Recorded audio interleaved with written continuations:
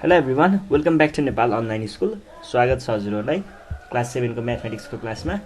हामी चाहिँ अहिले रेसियो एन्ड प्रपोर्सन भन्ने च्याप्टर पढिरहेको छौँ र मैले चाहिँ तपाईँहरूलाई योभन्दा अगाडि चाहिँ रेसियोको पोर्सन सकाएर प्रपोर्सन पढाइरहेको थिएँ। प्रपोर्सनमा हामीले योभन्दा अगाडि एक्सर्साइज गर्दै थियौँ है। क्वेसन नम्बर 3 सम्म सकियो। अब हामी क्वेसन नम्बर 4 देखि स्टार्ट गर्छौँ। सुरु गरौँ क्वेसन नम्बर 4।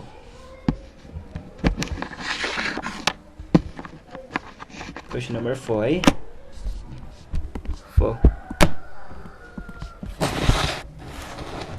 4 को ए नम्बर हेर्नुहोस्। यहाँ के भनेको छ भन्दा if the cost of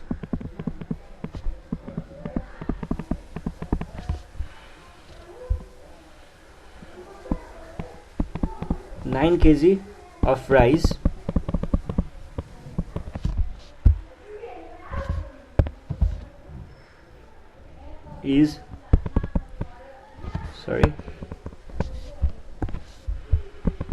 is rupees 225. Find the cost of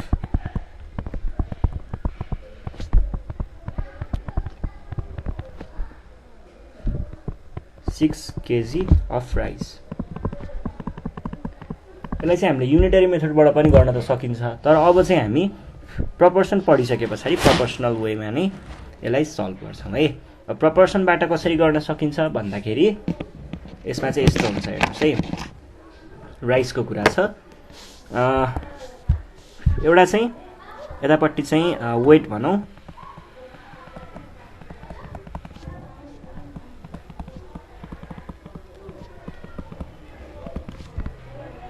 र यतापट्टि चाहिँ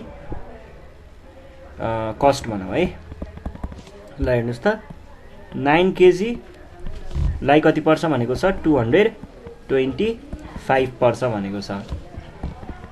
अनि त्यस पछाडि 6 केजीलाई चाहिँ कति पर्छ भनेको छ। अब मैले कति लेख्नको साटो यहाँ के गरेँ, एक्स भनेर सपोज गरेँ।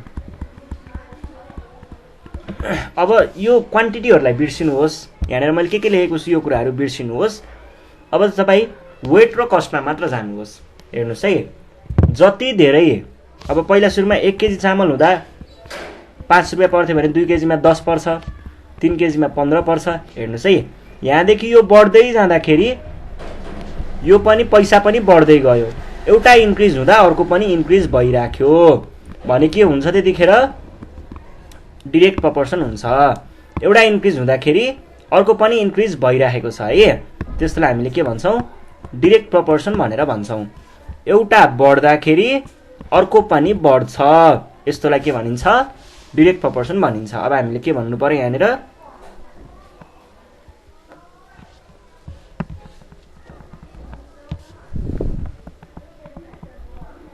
They are in direct proportion भनेर भन्ने है। अब के गर्नु पर्यो, यो एरोहरू हेर्ने, एरोको यो जुन यो एरोको यो खुल्लावाला पछाडिको भाग छ नि, चुच्चो होइन, अर्कोवाला भागलाई पहिला लेख्ने 6। यो केजी माथि नै लेखेको छ, केजी लेख्नु पर्दैन, माथि 6 लेख्ने है। एरोको पछाडिको भागलाई माथि लेख्ने, लाइन तान्ने, अनि 9 लेख्ने। यो केसँग इक्वल हुन्छ त, यतापट्टिकोसँग इक्वल हुन्छ। एरोको पछाडिको भागलाई पहिला लेख्ने अनि चुच्चोवाला भागलाई तल लेख्ने। अब क्रस मल्टिप्लिकेसन गर्ने।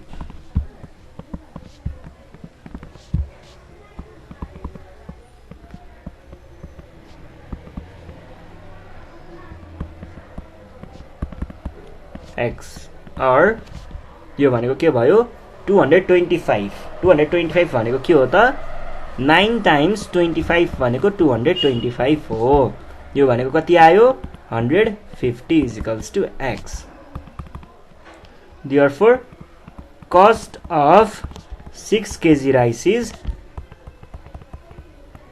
is rupees 150। सकियो। ल अब अर्को प्रब्लम। यहाँनिर प्रब्लम चाहिँ क्वेसन नम्बर बी मा छ। के भन्दैछ त भन्दाखेरि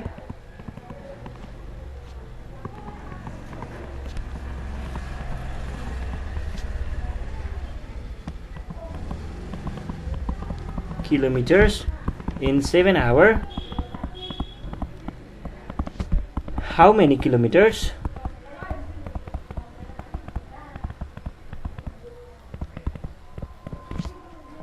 does it cover in 10 hours?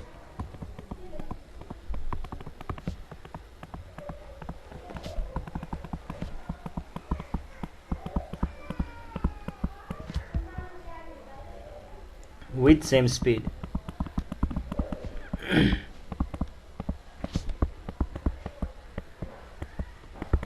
यो छ क्वेसन है।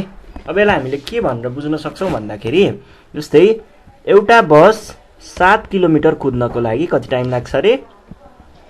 7 हैन, त्यो पनि मिटर भएछ फेरि। 385 किलोमिटर कुद्नको लागि 7 घण्टा लाग्छ रे।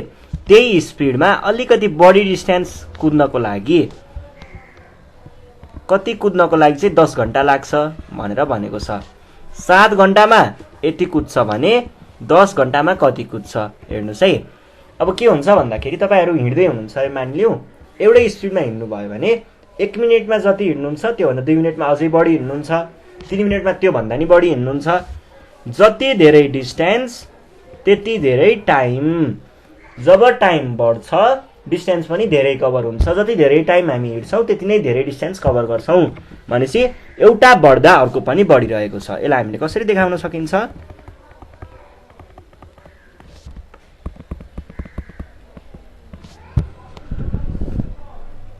डिस्टेन्स चाहिँ यहाँ चाहिँ 385 किलोमिटर चाहिँ कति आवर्समा, यता किलोमिटर यहाँ नलेखौँ, 7 आवर्समा है। भनेदेखि अब कति भनेर सोधेको थियो, यसलाई चाहिँ मैले यहाँनिर x सपोज गरेँ। x से अथवा सपोज लेख्न पाइन्छ। अनि 10 घण्टामा कति भनेको छ। एउटा डिस्टेन्स बढ्यो भने टाइम पनि बढ्छ अथवा टाइम बढ्यो भने डिस्टेन्स पनि बढ्छ। टाइम धेरै भयो भने डिस्टेन्स पनि धेरै अथवा डिस्टेन्स धेरै भयो भने टाइम पनि धेरै। दुई तरिकाले नै भन्न सकिन्छ। अब दुईटै बढेको केस भनेको के हो? दुईटै बढ्नु। एउटा बढ्दा अर्को पनि बढ्नु भनेको दे आर इन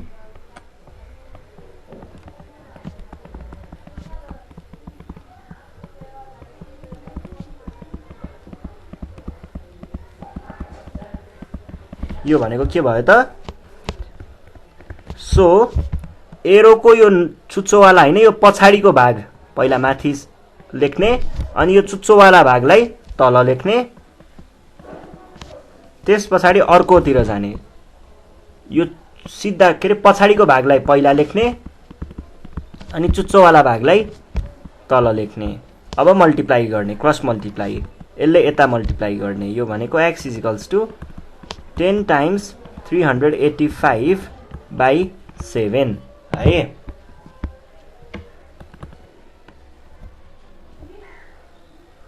और यो भनेको के हुन्छ? 350 + 35 भने पछाडि यसलाई 7 ले गर्दाखेरि यो भनेको 5, यो भनेको 50, 55, 7 टाइम्स 55 भनेपछि कति हुने रहेछ? 550 किलोमिटर चाहिँ हाम्रो एन्सर हुने रहेछ। त्यसो भए हामीले के भन्न पाइयो? In 10 hours the bus covers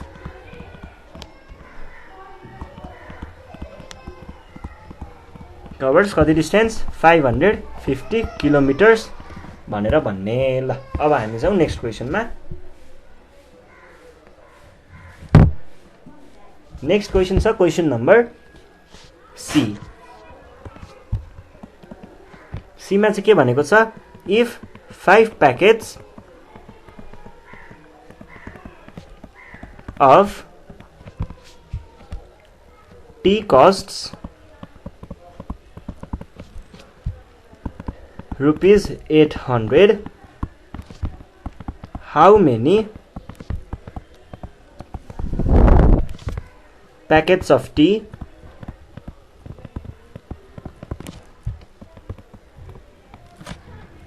can be purchased for ₹80 भनेर भनेको छ।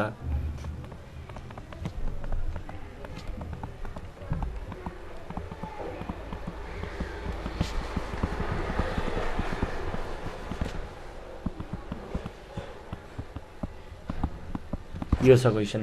अब यसलाई हामीले कसरी चाहिँ सल्भ गर्न सकिन्छ त भन्दाखेरि यो के गर्ने भनेर भन्नुभन्दा पनि अगाडि म चाहिँ पानी पिउने है, पानी पिउँछु अनि भन्छु। ल यसलाई के गर्ने भन्दाखेरि क्वेसनले के भनेको छ भन्दा हामीसँग एउटा टी प्याकेट छ, एउटा होइन 5 वटा रहेछ, 5 वटा भए त 5 वटै बनाउनु पर्यो।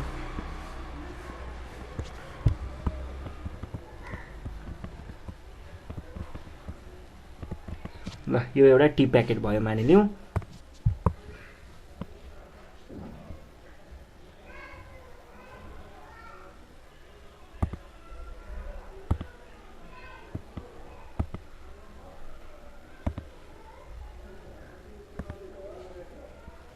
ल यो भयो एउटा, दुईटा, तीनटा, चारवटा, ल 5 वटा चाहिँ हामीसँग टी प्याकेटहरू है, यो सबै टीहरू हो। र 5 वटा 800 रुपियाँ दियो भने चाहिँ 5 वटा प्याकेट टी प्याकेट चाहिँ हामीलाई दिँदो रहेछ।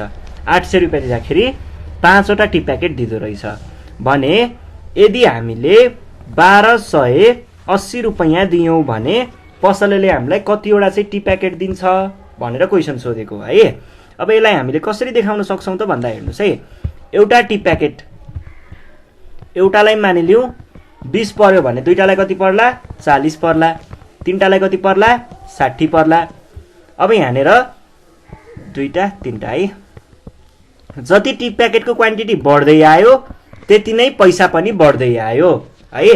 पैसा बढेको बेलामा टी प्याकेट पनि बढ्यो अथवा टी प्याकेटहरू बढेको बेलामा पैसा पनि धेरै दिनु पर्यो भनेपछि एउटा बढ्दा अर्को पनि बढिरहेको छ भने पछाडि हामीले यहाँ के भन्न पायौँ त, प्याकेज यतापट्टि चाहिँ कस्ट बनाऊ है।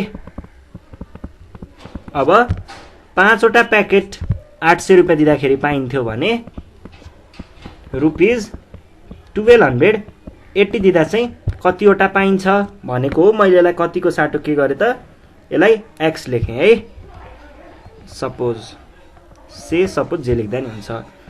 टी प्याकेटको क्वान्टिटी बढ्यो भने पैसा पनि बढ्छ भने पछाडि यो के हो, डिरेक्ट प्रोपोर्सन हो। They are in direct proportion. ल यो भयो, यो भइसके पछाडि हामीले के भन्न पाइयो त, अब यो चुच्चोको अर्को भाग भनेको एरोको पछाडिको भागलाई पहिला लेख्ने अनि चुच्चोवाला भागलाई पछि तल लेख्ने। यो केसँग इक्वल हुन्छ, चुच्चोको तल पछाडिको भागलाई पहिला लेख्ने, रुपिज लेख्नु परेन माथि रुपिज लेखेको छ, 1280/800 है। अब एउटा 0 क्यान्सल, क्रस मल्टिप्लाई और x is equals to 128 मात्रै टाइम्स 5/80।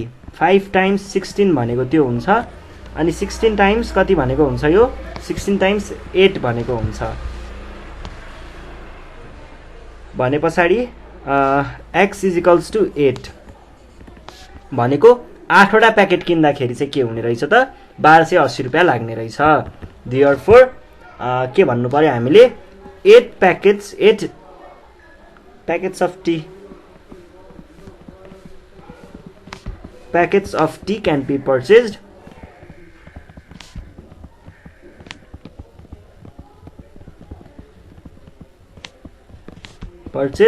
for rupees 1280 भन्ने सकाइदिने है।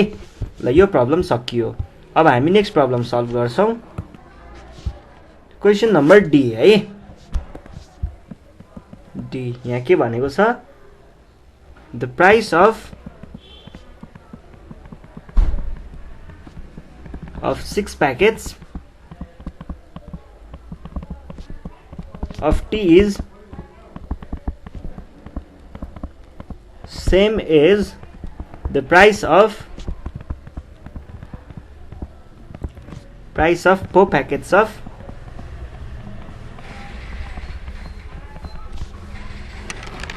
coffee। अब के भनेको छ हाउ मेनी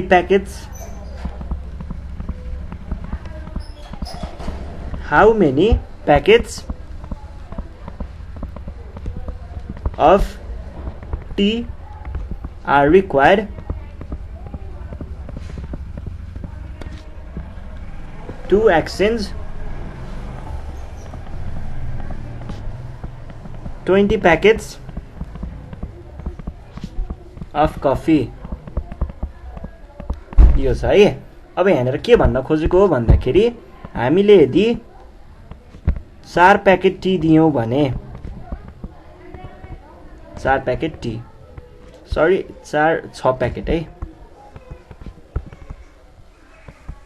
ल 6 प्याकेट टी दियौं भने हामीले के पाउँछौं त हामीले 4 प्याकेट चाहिँ कफी पाउँछौं रे ल। अब हामीलाई के भनेको छ यदि हामीले 20 प्याकेट कफी दियौं भने कति टी चाहिँ पाउँछौं टी चियापत्ती कति पाउँछौं 20 प्याकेट कफी दियो भने भनेर सोधेको छ। अब यो कस्तो भयो भन्दाखेरि हेर्नुस् है यदि तपाईले 0 वटा कफी दिनुभयो भने 0 वटै टी पाउनुहुन्छ है 6 वटा दिनुभयो भने कतिवटा पाउनुहुन्छ 4 वटा पाउनुहुन्छ। यहाँ हेर्नुस् है हैन 4 वटा दियो भने 6 वटा कफीको कुरा हो नि त यतापट्टि कफी हो 4 वटा कफी दिनुभयो भने 6 वटा टी पाउनुहुन्छ। यहाँनिर 0 बाट यता बढ्दाखेरि के भयो यो पनि 0 बाट यता बढ्यो है केही दिनु भन भने केही पनि पाउनुहुन्न 4 वटा दियो भने 6 वटा पाइन्छ 0 बाट बढेर यो 4 हुँदाखेरि 0 बाट 4 वटा एउटा बढ्यो कफीको क्वान्टिटी बढ्दाखेरि के भयो त टी को पनि क्वान्टिटी बढ्यो 0 देखि 6 पुग्यो 0 देखि 4 पुग्दा 0 देखि 6 पुग्यो एउटा बढ्दा अर्को पनि बढ्यो है भनेपछि यो के भयो कफी र टी भनौं है टी। अब हेर्नुस् त 6 प्याकेट्स अफ टी भनेपछि टी को 6 प्याकेट भनेको is same as price of 4 packet भनेको 4 प्याकेट सँग इक्वल हो भन्न खोजेको हो प्राइसको कुरा अहिले हामीले लेख्नु पर्दैन। अनि how many packets of T how many भन्ने बित्तिकै हामीले x सपोज गरौँ सपोज अनि त्यसपछि 20 प्याकेट्स भन्छ यतापट्टि 20 आयो। अब हेर्नुस् त कफी बढ्यो भने यो पनि बढ्छ त्यो क्वान्टिटीलाई छोड्ने एरो चाहिँ देखाउने एउटा बढ्यो भने अर्को पनि बढ्छ भनेर देखाउने एउटा बढ्यो अर्को पनि बढ्छ भनेर यसरी देखाउने एउटा बढ्यो अर्को घट्छ भन्दा यसरी देखाउने यो चाहिँ इन्भर्स प्रोपोर्सन हो यो डाइरेक्ट प्रोपोर्सन हो है। ल अब दे आर इन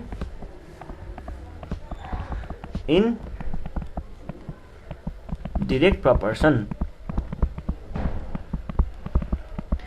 यिनीहरू डाइरेक्ट प्रोपोर्सनमा छ भनेर भन्ने। अब के भन्न पाइयो त हामीले 20/4 = x/6 भन्न पाइयो और यसलाई क्रस मल्टिप्लाई गरेर यता पुर्याइयो भने 20 × 6/4 = x 4 × 5 और x = कति भयो 6 × 5 भनेको 30 भने पछाडी 20 प्याकेट कफी दिने बेलामा 30 प्याकेट टी चाहिँ पाइने रहेछ भन्ने थाहा भयो है।